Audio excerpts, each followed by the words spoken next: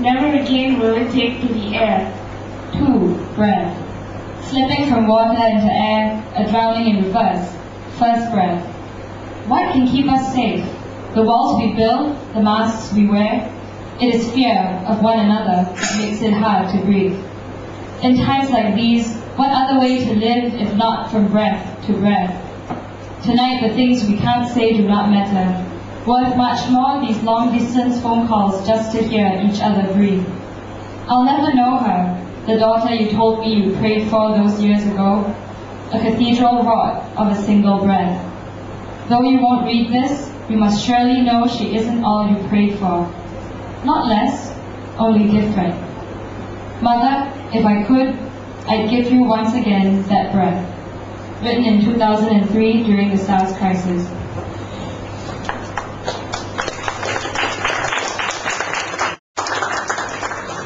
And the second poem by Geraldine is titled Enough.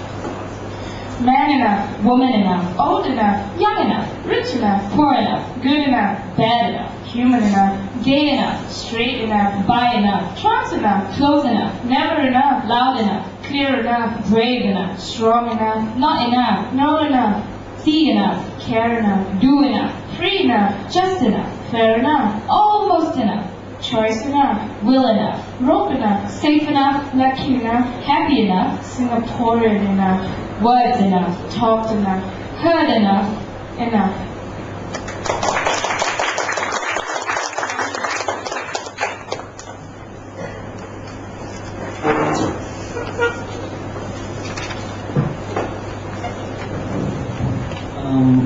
Our next poet is actually Cyril, but Cyril has made a special request that I read on his behalf because he wants to play all of you the piano.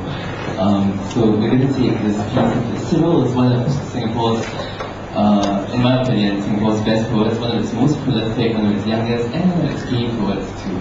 So here's Cyril on the piano and with the poem Before the Afterlife.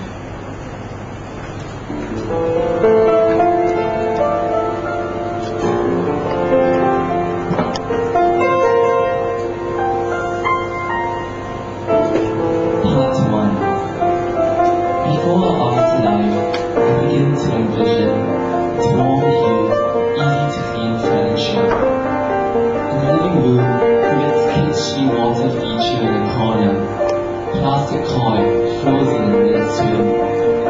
The altar where you bow and reiterate our gratitude to your cherished deities. Our bedroom, blessed by the faint calls of wind chimes above our door each morning. When we come awake in each other's arms, the shelves where our books, mine on art and literature, yours on politics and history, will be found at home.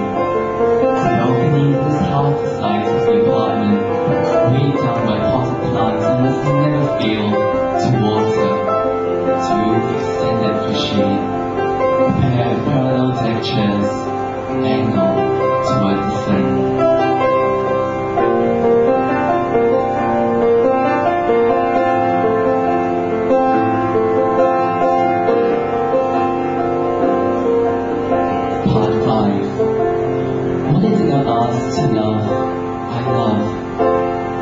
Chimes. To facilitate the chi of the home, you tell me.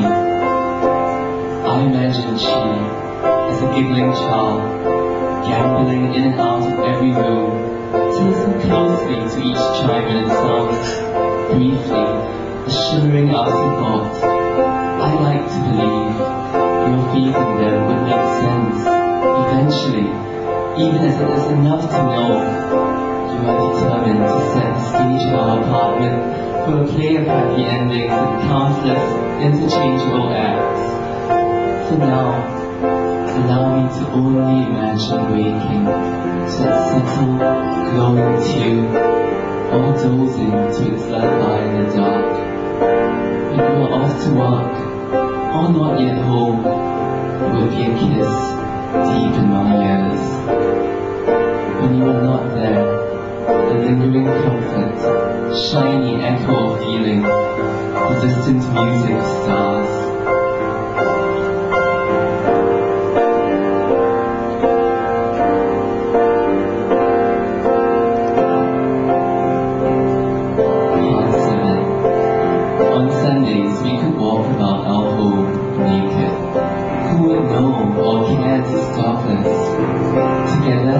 We would have to learn how to stand upright again, arch our backs, care less when our penises hang out further than they should. How embarrassed you would look with the genio strung from your left shoulder to rest on your right hip. The sacred thread put in you at the temple ceremony that signaled the boy's entry into manhood. That you would not be moved, not even during sex. We could watch ZTV like this, losing ourselves. Then one Bollywood movie after another. My finger playing the string that crosses just under a nipple. To tangle the wiry commas of hair, isn't it? Below your navel, while your hands open and close to my inner thigh.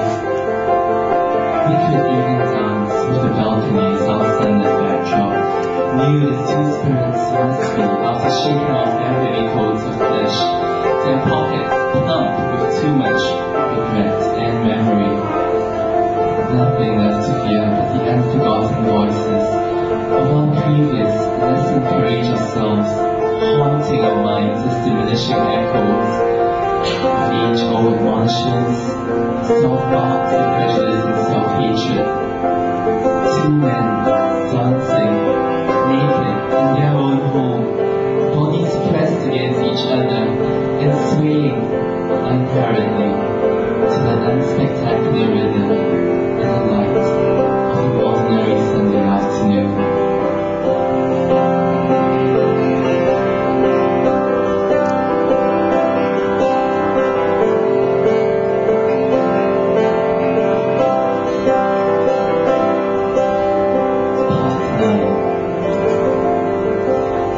Nobody in the apartment. The apartment has not yet become home.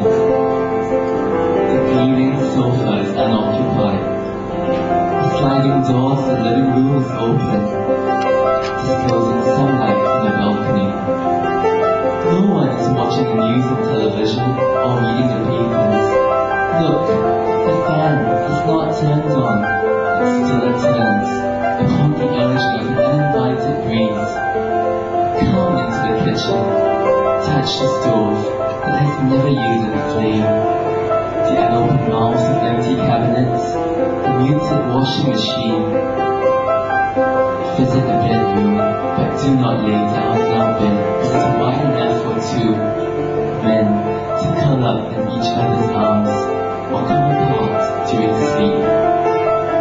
And just outside, the dinner table, set in the company of ghosts, or more invisible even for the anticipatory absence of ourselves, as if the air itself is beginning to make room for us.